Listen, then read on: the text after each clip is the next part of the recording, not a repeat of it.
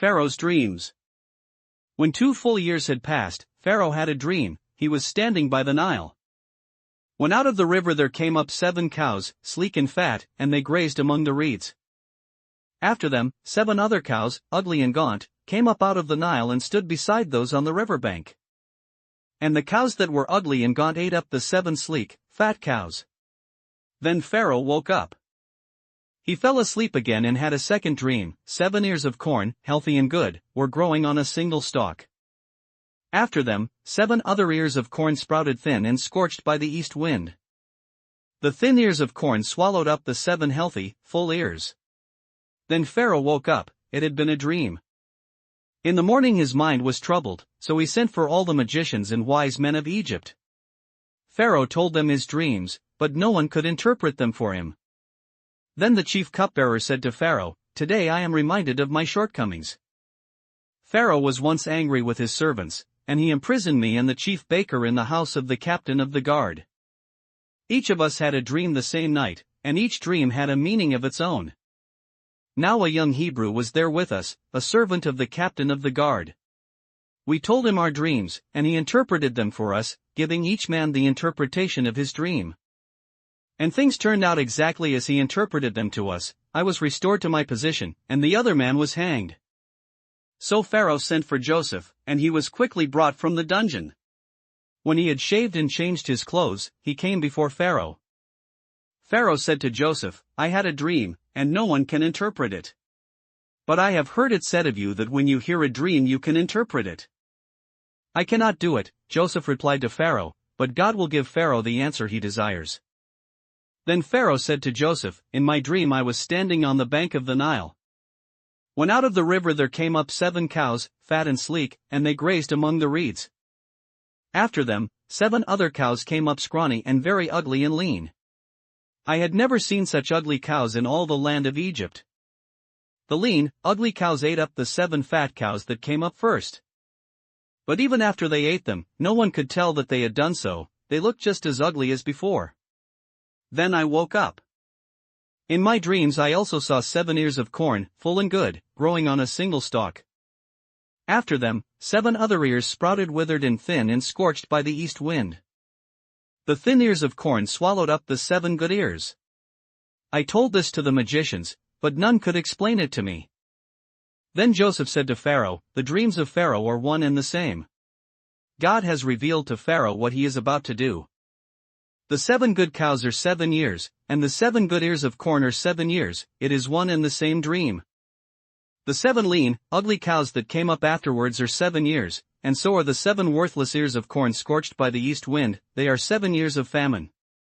It is just as I said to Pharaoh, God has shown Pharaoh what he is about to do. 7 years of great abundance are coming throughout the land of Egypt. But 7 years of famine will follow them. Then all the abundance in Egypt will be forgotten, and the famine will ravage the land. The abundance in the land will not be remembered, because the famine that follows it will be so severe. The reason the dream was given to Pharaoh in 2 forms is that the matter has been firmly decided by God, and God will do it soon. And now let Pharaoh look for a discerning and wise man and put him in charge of the land of Egypt. Let Pharaoh appoint commissioners over the land to take 1/5 of the harvest of Egypt during the 7 years of abundance.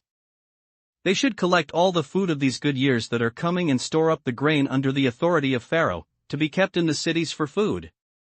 This food should be held in reserve for the country, to be used during the 7 years of famine that will come upon Egypt, so that the country may not be ruined by the famine." The plan seemed good to Pharaoh and to all his officials. So Pharaoh asked them, "Can we find anyone like this man, one in whom is the Spirit of God?"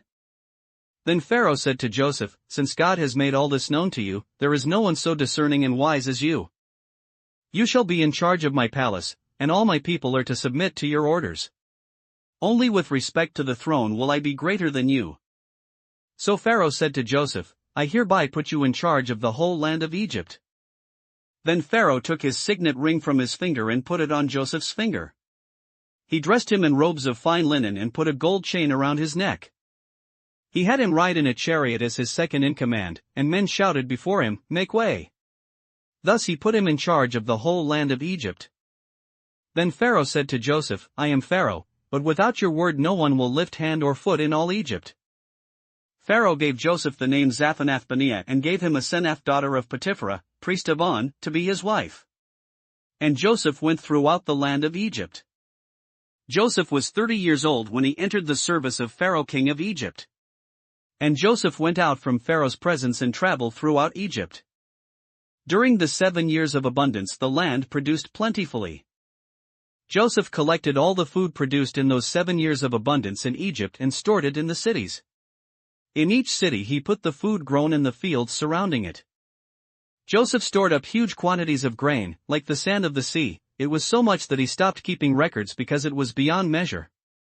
Before the years of famine came, 2 sons were born to Joseph by Asenath daughter of Potipherah, priest of On.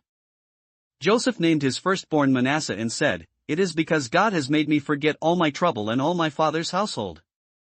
The second son he named Ephraim and said, "It is because God has made me fruitful in the land of my suffering." The 7 years of abundance in Egypt came to an end. And the 7 years of famine began, just as Joseph had said. There was famine in all the other lands, but in the whole land of Egypt there was food. When all Egypt began to feel the famine, the people cried to Pharaoh for food. Then Pharaoh told all the Egyptians, "Go to Joseph and do what he tells you." When the famine had spread over the whole country, Joseph opened the storehouses and sold grain to the Egyptians, for the famine was severe throughout Egypt. And all the countries came to Egypt to buy grain from Joseph, because the famine was severe in all the world.